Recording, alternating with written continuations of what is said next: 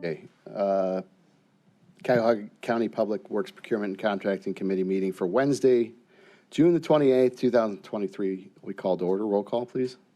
And just as a reminder to all who are in attendance, this meeting is being recorded and live streamed on the county's YouTube page. Calling the roll, Mr. Tuma. Here. Mr. Miller. Here. Ms. Conwell. Ms. Conwell is absent at the moment. Mr. Sweeney. Present. Ms. Turner. Present. There is a quorum. All right. And is there any public comment this morning? No, Mr. Chair, no one has signed in. All right. And can we have approval of minutes from the June 14th, 2023 meeting? Do we have a motion to approve the minutes? Somebody? I'll move. Second. We have a motion, a second to approve the minutes. All those in favor say aye. Aye. Do we, I'm just, do we have a motion to approve the minutes? So moved. Second. All those in favor say aye. Aye. Aye. Opposed, nay. Ayes have it. Thank you. All right. First matter referred to committee, Madam Clerk. Resolution number 2023-0158, making an award on requisition number 12193 to C&K Industrial Services in the amount not to exceed $3,991,950 for cleaning and televising sanitary sewers in various communities. And if you could state your name for the record. Nicole English from Public Works. So this contract we bid, this is our typical cleaning and televising of the sewers. It supplements our internal staff to help all of the communities that we have sanitary services with. The charges go back to the cities, and they pay us through their fees, their sanitary fees. This was put out to bid. We only received, we received 2 bids, actually, and C&K is the low bidder. The engineer's estimate was 4.5, and they came in at 3.99, so essentially right around 4 million. There was a issue with the diversity, so they did not meet the diversity goals as set. They were set as 2% SBE, 18% WBE. They had submitted at the time of their bid 10% SBE and 8% WBE. So they had 18 total, still not meeting the total goals. So they were deemed non-compliant by DEI. They filed a appeal with the panel that reviews the DEI compliance, and they were still deemed that they didn't do a good faith effort in their eyes. So we talked with the vendor. We actually put him on hold for a minute while we put this through committee, and we went and had a couple calls with them to explain the situation. So I do think there was miscommunication. They didn't quite understand. The last time that they submitted, their contract went through. I think it was prior to having a separate DEI department. It was when combined goals were still okay and looked at, where if you didn't hit the SBE but you hit it overall, it worked. Even though they still didn't hit it overall, they were granted a good faith effort last time and went through. So they just didn't understand the process. And we had pushed them on. One of the things they sent to the panel was, there's none of the work, we can do all the rest of the work. And so we didn't sub it out. And we explained to them, the part of the program isn't to only give out the work that you can't do, it's to give out the work that you can't do, it's to give out the work that you can do and to help another business. And so with that, I think they then understood what we were trying to say. And so they added a new vendor, which is Denise's Flagging and Construction Services, who's a WBE, for another 3%, and they increased the work for interstate safety services to 4%. So they're now proposing a 10% SBE and 12% WBE. In addition to that, the bulk of their work is actually cleaning and televising the sewers, and they did scour the list of our WBE vendors, and they said none of those people do cleaning and televising of sewers. It's a very specialized service. It requires expensive equipment. So they said there was nobody else they could find that does that piece of work. So they did agree to sub out essentially all the other stuff, the flagging, the people that haul off the stuff that they find in the sewers. So that's who they're subbing between their SBEs and their WBEs, who they're subbing that work out to. And then they're keeping the rest of it, which is really just the cleaning and televising. So we worked with Lenora on this early on. She's out today, but her team is here if we need any questions. But she said the purpose of this program is to make people more aware and not, we don't want to just ding them or move it on and not say anything. She said, really, she feels like this conversation is key to getting success in the future. And so I do think C&K understood. They made some changes. And they now understand better as to what we're talking about. So I think this is a success as to how it went, and so we are hoping to award this contract and move forward with this vendor. Okay. I appreciate the explanation and appreciate you guys holding it back and coming back after getting some better understanding with the vendors. So I see someone from Ms. Lockett's office. Do you have anything to add, Jennifer, or we explained perfectly by Nicole? Okay. All right, thank you. So yeah, I mean, this is a part of that, evolution process that we go through, and it's about, things are not done overnight, and businesses are learning, and this is exactly, I think, what Lenora was brought in to do, to try to make these things work when we can, instead of killing a deal or what have you, or sending a vendor off saying, hey, you messed up, or, giving people an opportunity to make right and do it the way that we envision our program to move forward. So I think that's a very success story, actually, in a way. Any questions from my colleagues? Mr. Miller? So, Mr. Chairman, to Nicole, how many vendors bid on this? 2. So the second bid was over the threshold where we would be able to award. They were deemed compliant, but they didn't meet the goal. They explained through their waiver as to how that they were going to hit the goal, but they didn't have the right paperwork that came back. So they were deemed compliant initially from DEI with a good faith effort waiver, but their price was over the 8% that would be allowable to go to them.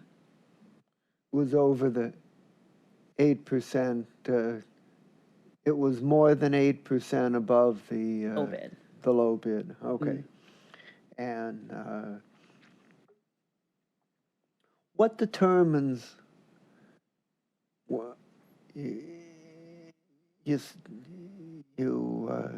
it was ruled non-compliant, it was appealed, and the appeal result was that it was still non-compliant.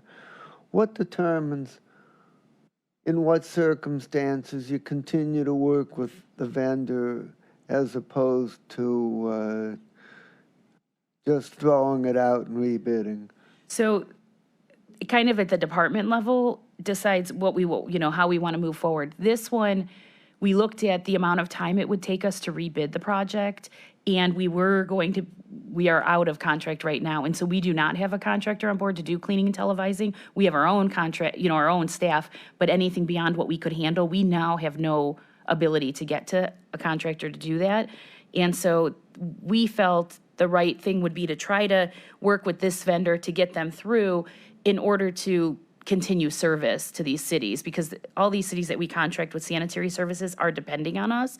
And especially in this rainy season that we've been having recently, when something happens, they want us to be able to come. And for us to say, we've got to wait 3 more months to rebid, we just felt that wasn't in our best interest or theirs.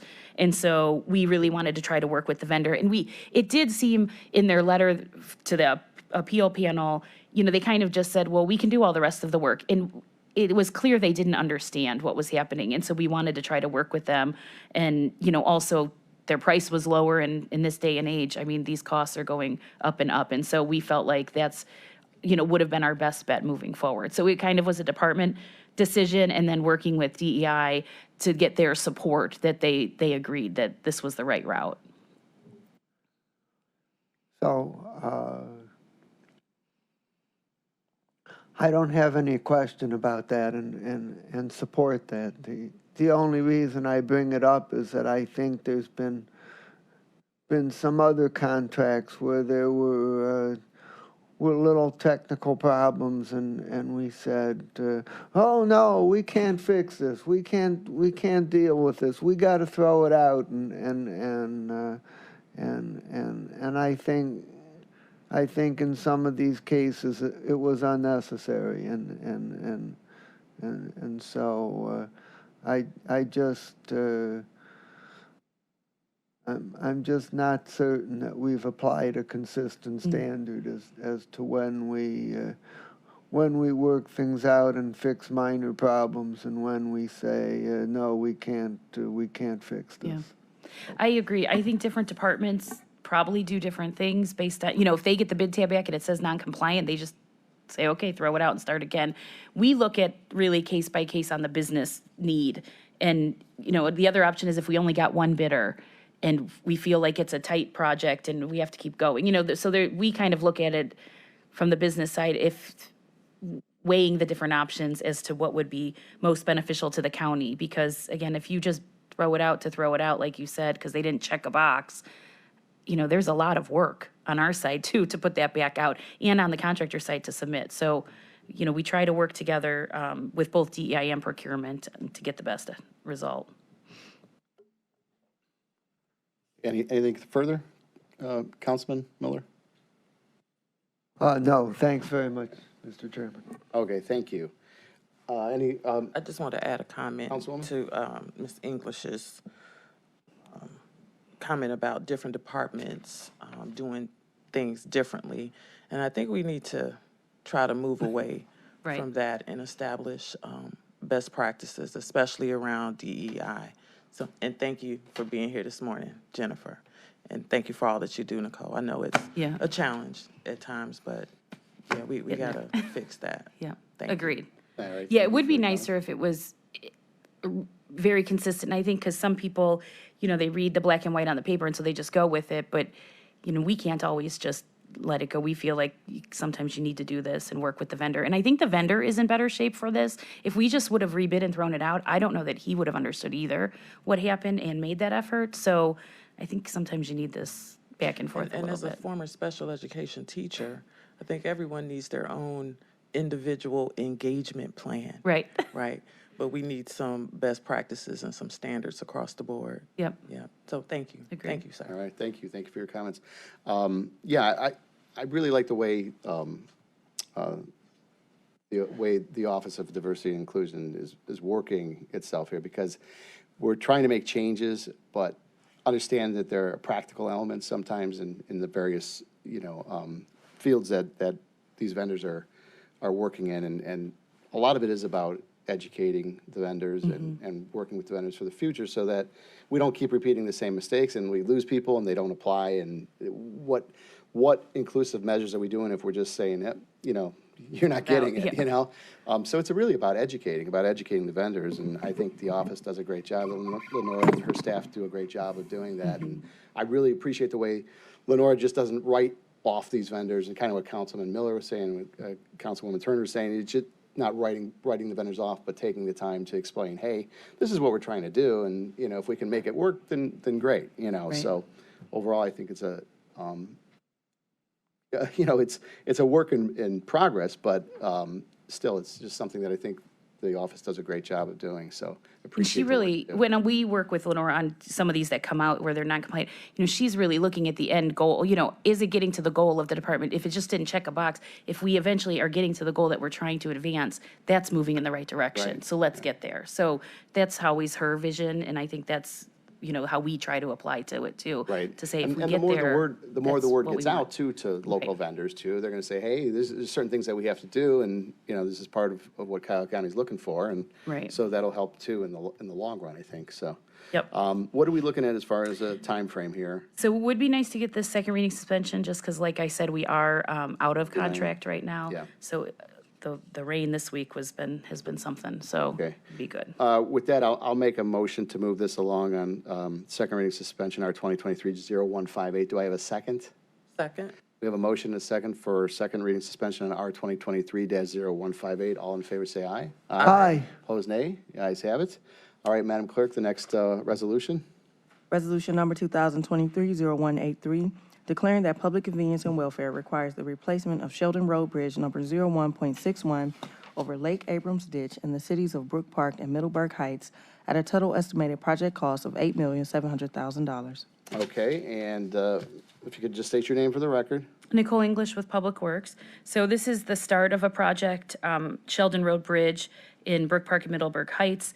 This bridge has been on our list, but more of a long term project. However, the sewer district had approached us that there's significant flooding in this area, and so they've been looking at ways to improve flooding. And one of those would be to raise Sheldon Road in this area, which would include raising the bridge. So they've talked to us about partnering on a project where we would put in the money that we would have used for the bridge itself, and then they would put in the rest of the money that it would cost for the project, which would be raising the road, because then it takes it out, the project length gets very long. So they've asked us that if they manage the design, they've asked us to run the construction, because they're not really in the business of building bridges and roads. They're more into tunnels and things. And so we are asking to start this project with a partnership with them, where we would put in 1.5 million. That's what we estimated the bridge cost would be. They would pay the remainder, and we would run the construction of the project for them. The bridge does have a general appraisal rating of 4A, so it is rather low. So it, like I said, it was on our list to get there. It just maybe wasn't going to happen right now. We were probably a couple years out. But with them approaching us, we agreed that we would move forward with it at this time. And they'd pay the rest. I think they are going to the cities to contribute some pieces of the roadway, but at this time, they don't have commitments, so they are saying they're funding the rest of the project right now. Okay. When is the completion date on this? So it would start, the design is just getting started now. So I believe it wouldn't be starting construction until at least 25. Okay, and then as far as traffic patterns, do you guys have an understanding? As to No, how we don't know yet, because again, they're just starting the design, so they don't know. The fact that they're raising the road makes me think, it'll be a little bit complicated, because it will be a lot of work. They're raised, I want to say 4 feet.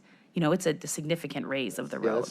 that's quite a, so how do they, without getting too technical, how do they raise the road? So you essentially fill, and you're gonna pull up the bridge, and then you chase it all the way out, so now the slope is gonna be more like that. So that's where the project length gets so long, because to chase that 4 foot all the way out at a reasonable rate. Wow.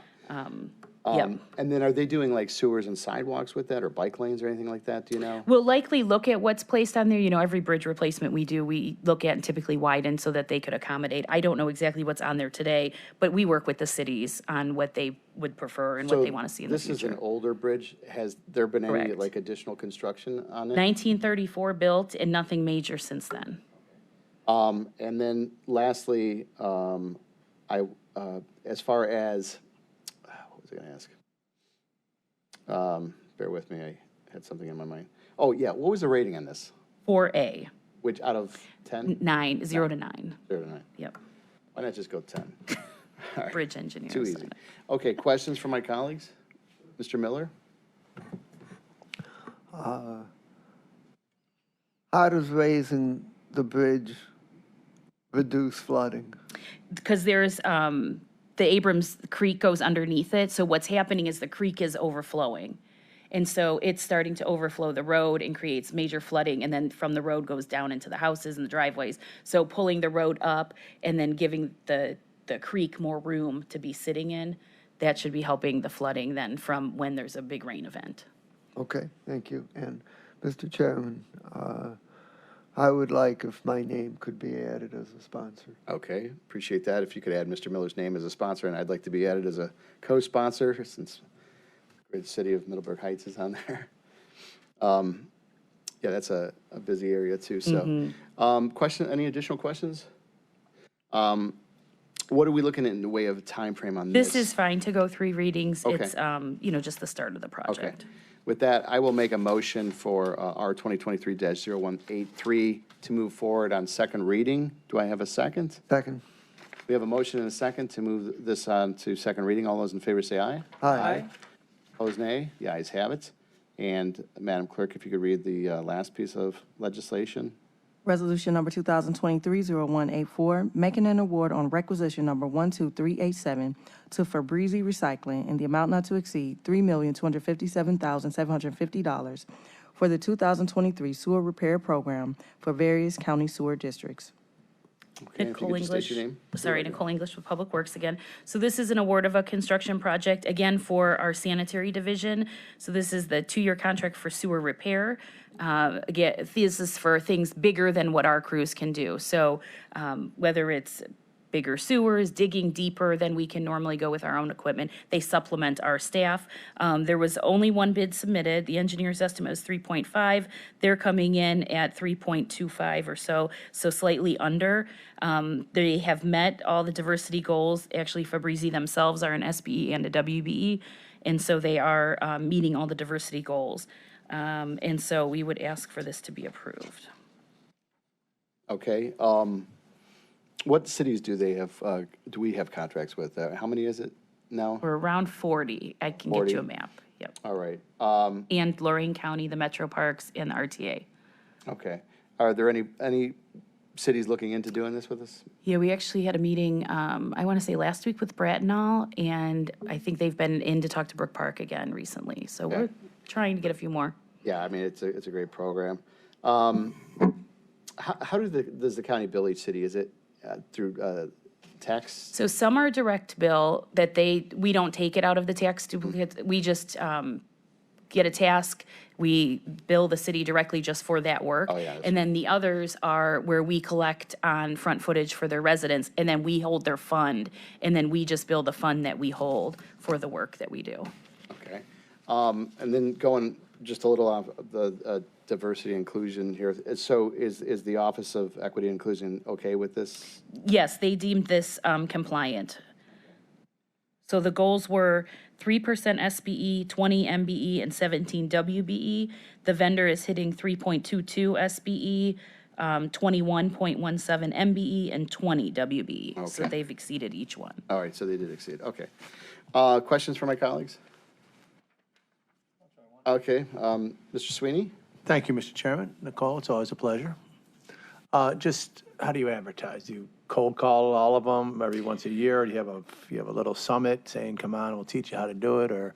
So we have a list of vendors that we've used in the past and anyone we think is eligible for this I'm work. talking about the cities. Oh, to the cities. My bad. I'm sorry. We, You know how to answer the right question. mayors and managers, we typically once a year present to them our services. And then we just have certain cities that we're following up with the service directors, the city engineers that we have been, in talks with, or we think that they could use our service. We don't ever think Cleveland is going to come on board for us. I mean, we'll mention it, but they're not interested. So we have in our heads kind of who we've been talking to and, who's open. And then we ask just to come out when a new mayor comes in often. Yeah, that's the We'll key. go talk to the new mayor just to explain what it is that we're talking about and if this could help them. And through the chair to the assistant director, just a point to ponder, different levels of communication can have different results. And I'm mostly Cleveland, but I'm cool in Brooklyn, and I know all the council members up here have relationships at Yep.